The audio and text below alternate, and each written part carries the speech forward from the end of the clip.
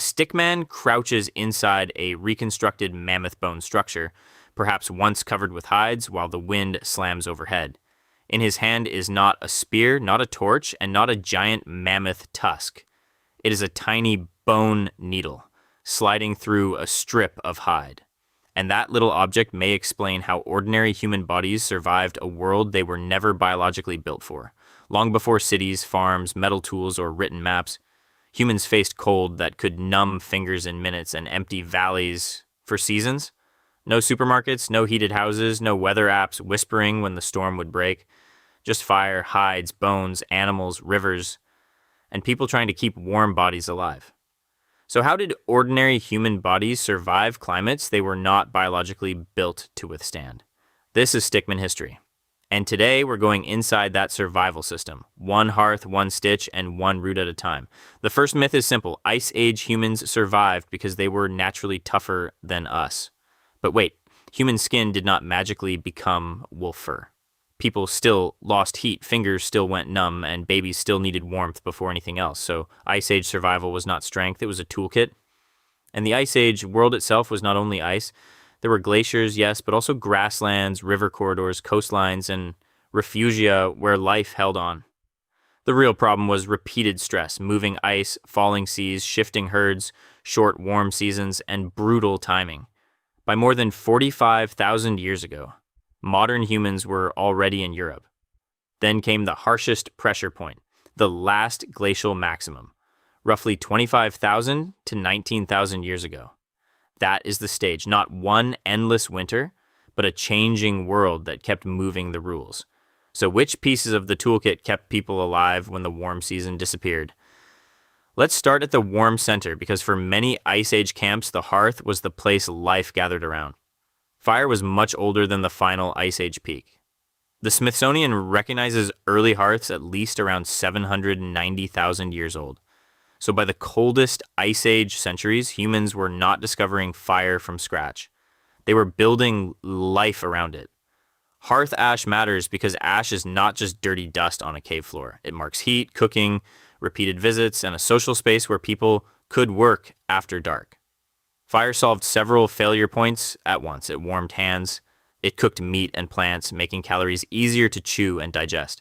It could dry wet hides, help harden wooden points, and may have helped discourage predators around camp. But here's the weird part. Fire is powerful only where the fire is. Step away from the warm center and the Ice Age takes the heat back. So if humans had fire for so long, why did a tiny needle still matter?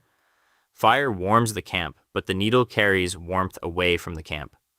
We'll come back to that. Because the answer is hiding in the seam. Outside the shelter, the survival problem changes. It is no longer warmth in one place. It is warmth on a moving body. Loose hides help, but they flap, gap, and leak heat. That is where the stitched edge matters. Bone needles and hide-working tools show that clothing was not just decoration. It was technology.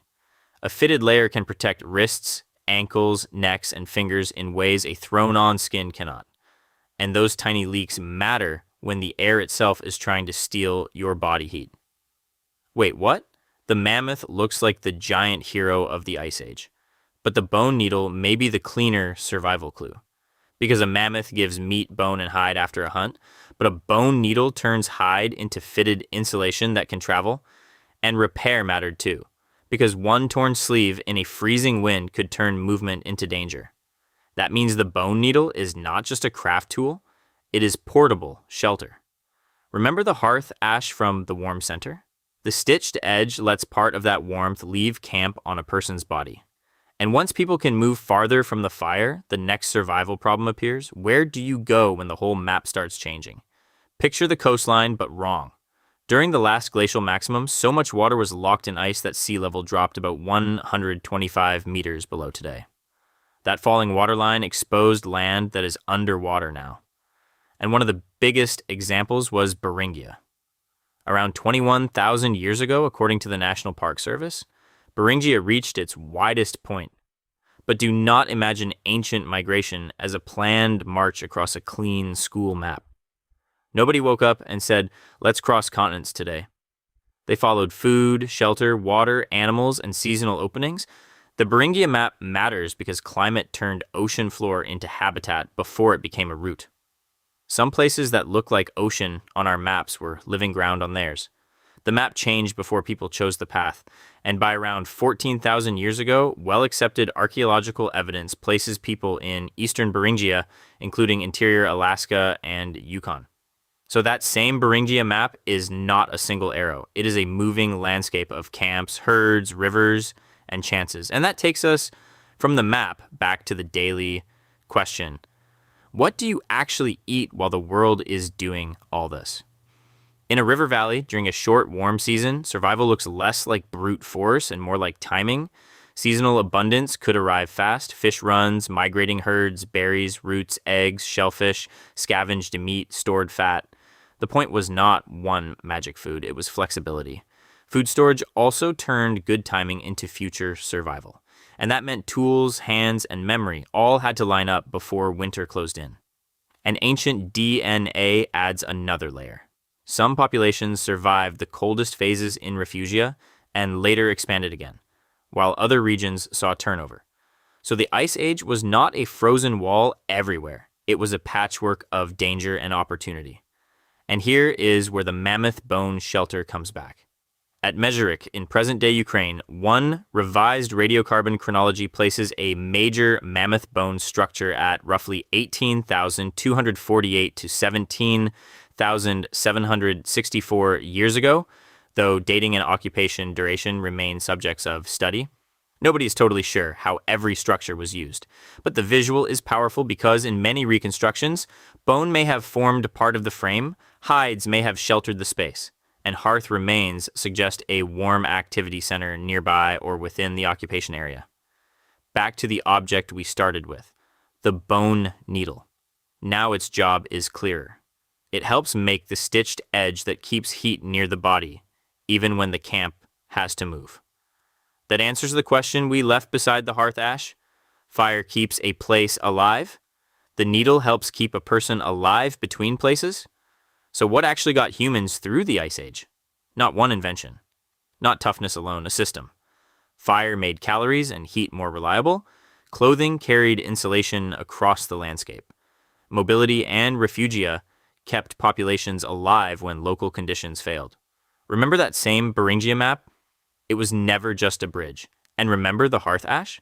It was never just burned dust. The toolkit worked because each piece solved a different failure point. Cold, hunger, wind, distance, and timing.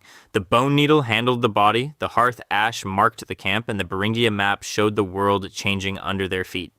They survived by making the cold smaller, one hearth, one stitch, one root at a time. That is the real answer hiding inside the mammoth-bone shelter. Back inside the mammoth-bone shelter, the answer is no longer one invention. It is a whole survival system arranged around a fire. The shelter at the end is not just a hut. It is fire, clothing, food, cooperation, and movement. The warm center, the stitched edge, and the falling water line all fit together.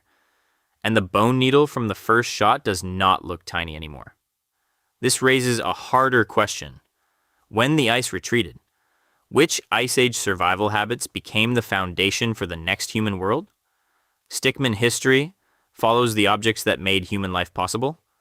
Which Ice Age survival tool would you choose first? The hearth, the bone needle, the shelter frame, or the migration map? See you next time.